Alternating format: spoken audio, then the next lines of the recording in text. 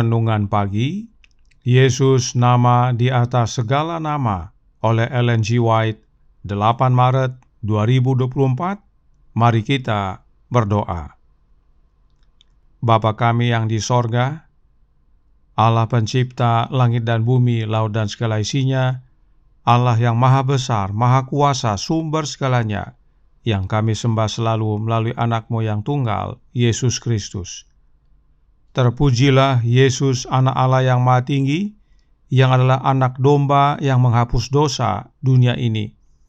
Pada pagi hari ini kami bersyukur boleh bangun dan berbakti, dan sebagaimana membaca dan mendengarkan nasihat firman-Mu, kiranya ini menjadi pembaharuan bagi kami semua, bahwa meskipun hukum upacara telah berakhir, namun hukum moral, yaitu 10 hukum, tetap kekal.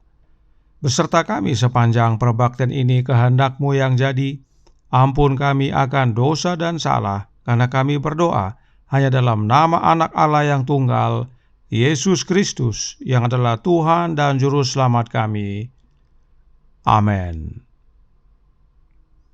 Renungan hari ini akan dibacakan oleh Saudara Roy Pondaah. Kepada Saudara Roy, kami persilahkan. Selamat pagi. Renungan pagi kita pada hari ini berjudul Pusat Sistem Pengorbanan. Ayat inti terambil dari 2 Korintus 5 ayat 19.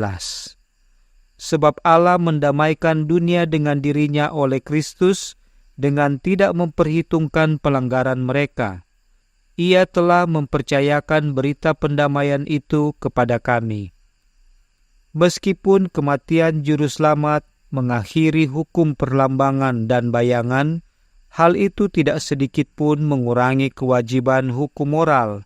Sebaliknya, fakta bahwa Kristus harus mati demi mendamaikan pelanggaran hukum tersebut membuktikan bahwa hukum tersebut tidak dapat diubah. Mereka yang menyatakan bahwa Kristus datang untuk membatalkan hukum Allah dan menghapuskan perjanjian lama, berbicara tentang zaman Yahudi sebagai zaman kegelapan dan menyatakan bahwa agama Ibrani hanya terdiri dari bentuk-bentuk dan upacara-upacara saja. Tapi ini adalah sebuah kesesatan. Di sepanjang halaman-halaman sejarah suci, di mana hubungan Allah dengan umat pilihannya dicatat, terdapat jejak-jejak yang membara dari Aku Ada yang agung. Belum pernah Dia memberikan kepada putra-putri umat manusia perwujudan kekuasaan dan kemuliaannya yang lebih terbuka daripada ketika Dia sendiri yang diakui sebagai penguasa Israel dan memberikan hukum kepada umatnya. Di sini ada sebuah tongkat kerajaan yang tidak diayunkan oleh tangan manusia, dan kemegahan Raja Israel yang tidak kelihatan itu sungguh luar biasa besar dan dahsyat. Dalam semua pernyataan kehadiran ilahi ini, kemuliaan Allah dinyatakan melalui Kristus. Bukan hanya saat kedatangan Juru Selamat, namun sepanjang zaman setelah kejatuhan dan janji penebusan, Allah mendamaikan dunia dengan dirinya oleh Kristus. 2 Korintus 5 ayat 19. Kristus adalah fondasi dan pusat sistem pengorbanan, baik pada zaman para bapa maupun zaman Yahudi. Sejak dosa leluhur kita yang pertama, tidak ada komunikasi langsung antara Allah dan umat manusia. Allah Bapa telah menyerahkan dunia ke dalam tangan Kristus, sehingga melalui karya perantaraannya, Dia dapat menebus manusia dan membenarkan otoritas dan kekudusan hukum Allah. Seluruh persekutuan antara surga dan umat manusia yang berdosa telah terjadi melalui Kristus. Anak Allah lah yang memberikan janji penebusan kepada nenek moyang kita yang pertama. Dialah yang menyatakan dirinya kepada para bapa, Adam, Nuh, Abraham, Ishak, Yakub, dan Musa memahami Injil. Patriarchs and Prophets halaman 365 dan 366. Demikian bacaan renungan pagi kita hari ini. Tuhan Yesus memberkati. Terima kasih atas penatalenan Saudara Roy. Tuhan Yesus memberkati. Selamat pagi saudaraku dalam Tuhan. Renungan hari ini menyatakan satu kebenaran penting yang harus dipahami oleh umat Allah. Jesus name above all names, halaman 76 paragraf 2 berkata, meskipun kematian juru selamat mengakhiri hukum perlambangan dan bayangan, hal itu tidak sedikit pun mengurangi kewajiban hukum moral. Apakah hukum lambang dan bayangan yang berakhir pada kematian Yesus? Science of the Times, tanggal 15 Juli tahun 1880, artikel A, paragraf 13, menyatakan, meskipun kematian Kristus, sebagaimana telah kita lihat, mengakhiri hukum perlambangan dan bayangan atau hukum upacara, hal itu tidak sedikit pun mengurangi martabat hukum moral atau membatalkannya. Hukum lambang dan bayangan adalah hukum upacara, yaitu upacara-upacara orang Yahudi berakhir pada kematian Yesus di kayu salib. Sebab semua upacara-upacara tersebut adalah lambang dari Yesus dan kematiannya. Dan meskipun hukum upacara tersebut berakhir, namun hukum moral tidak berakhir. Tentang kedua hukum tersebut, Roh Nubuat berkata dalam Science of the Times tanggal 29 Juli tahun 1886 paragraf 4 berbunyi, ada dua hukum berbeda yang dinyatakan. Yang pertama adalah hukum perlambangan dan bayangan yang berlaku sampai zaman Kristus dan berhenti ketika lambang bertemu dengan kegenapannya dalam kematiannya. Yang lainnya adalah hukum Yehova yang tetap dan tidak berubah seperti tahtanya yang kekal. Jadi, hukum upacara tidak kekal, sebab semua hukum upacara berakhir pada kematian Yesus. Tetapi, hukum Yehova, yaitu hukum moral, tidak berakhir, namun kekal sebagaimana tahta Allah Bapa adalah kekal. Mengapa kebenaran ini penting sekali kita pahami?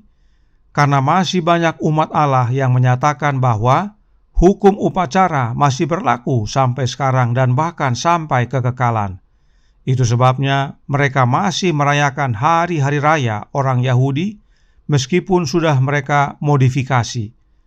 Lalu ada juga umat-umat Allah yang lain yang berkata bahwa oleh kematian Yesus, hukum moral, yaitu 10 perintah Allah, turut dipalangkan atau berakhir.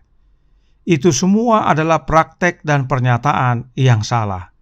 Yang benar dan alkitabiah adalah hukum upacara sudah selesai saat Yesus mati di kayu salib, tetapi hukum moral, yaitu 10 perintah Allah, adalah kekal. Karena hukum moral itu adalah salinan karakter Allah.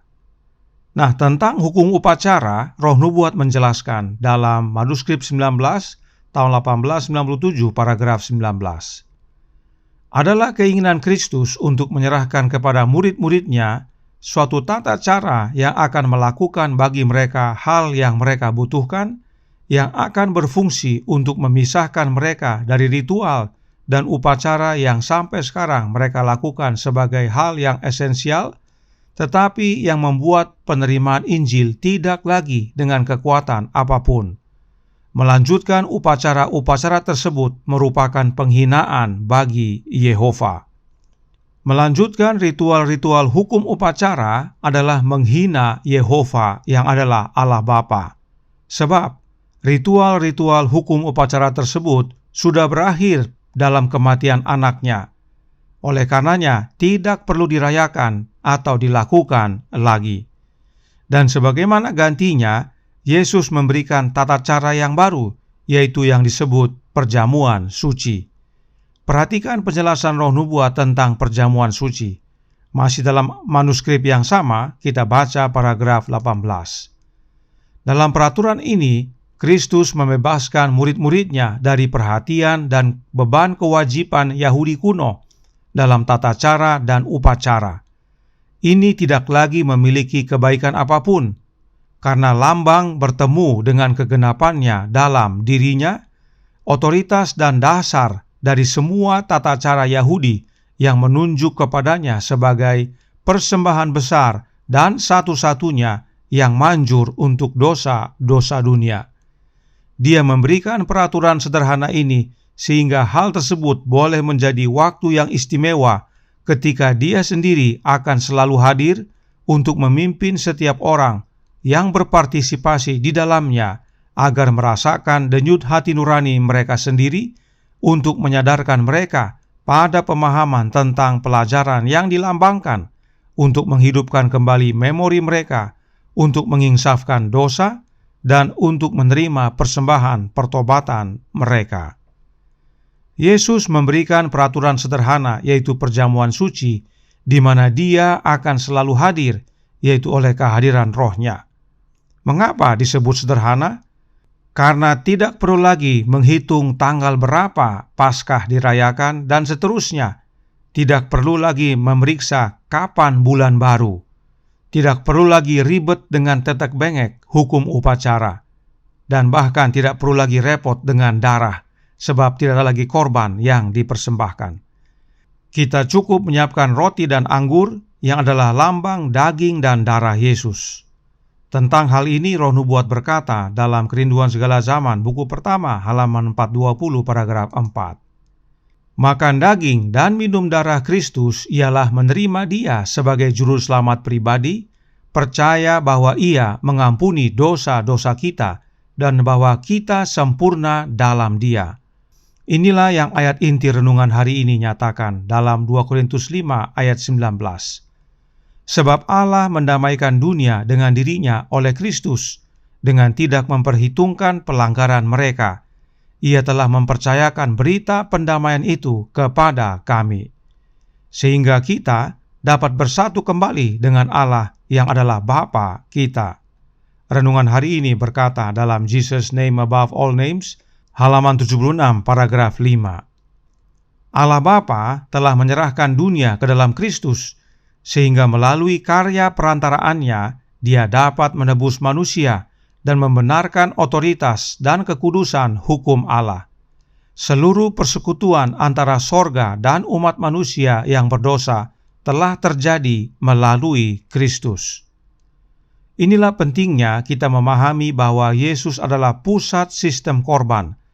Semua upacara korban tersebut hanyalah lambang. Kita tidak dapat terhubung kembali dengan Bapa melalui upacara korban. Upacara-upacara tersebut tidak dapat menghapuskan dosa. Hanya melalui Kristus kita memperoleh pengampunan dan penghapusan dosa, serta terhubung kembali kepada Bapa. Dan karenanya, saat semua lambang digenapi, yaitu saat Yesus mati di kayu salib, jalan baru dan hidup terbuka untuk kita, agar kita dapat masuk kepada Bapa. Kiranya kebenaran ini menjadi pembaharuan bagi kita semua. Tuhan memberkati, saya bawa dalam nama Yesus. Amin. Mari kita berdoa. Bapa kami yang di sorga, Allah pencipta langit dan bumi, laut dan segala isinya, Allah yang maha besar, maha kuasa, sumber segalanya, yang kami sembah selalu melalui anak-Mu yang tunggal, Yesus Kristus. Terima kasih atas kebenaran vital pada pagi hari ini, bahwa meskipun Yesus adalah pusat dari sistem upacara korban, namun itu semuanya berakhir pada kematiannya di kayu salib. Sebab Yesuslah kegenapannya. Dan meskipun itu semua telah berakhir dalam kematian Yesus, namun 10 hukum Allah, hukum moral yang adalah salinan karakter Bapa, tidaklah berakhir. Itu adalah kekal sebagaimana tahta Allah Bapa kekal. Oleh sebab itu ya Bapa, penting bagi kami untuk menerima Kristus dalam hidup ini, yaitu oleh kehadiran Roh-Nya dalam hati, dan itu diingatkan selalu melalui perjamuan suci. Sebab dengan memakan roti dan meminum anggur, itu adalah menerima kehidupannya dalam kehidupan kami.